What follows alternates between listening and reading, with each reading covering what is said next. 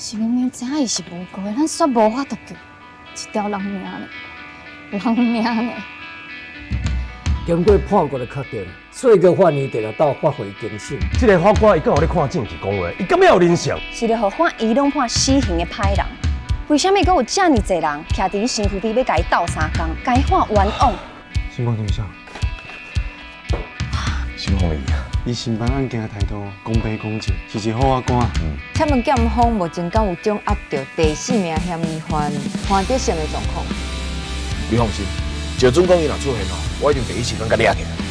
咱法官今仔日上岸，敢会看得上，是不是有注意到啥物咱无注意的所在？若是潘德胜其实才是原本涉案的3个人其中一个，那安尼用面对，敢是恁警方掠无犯人的替死鬼？每礼拜日暗时8点，公视第2台无罪推定。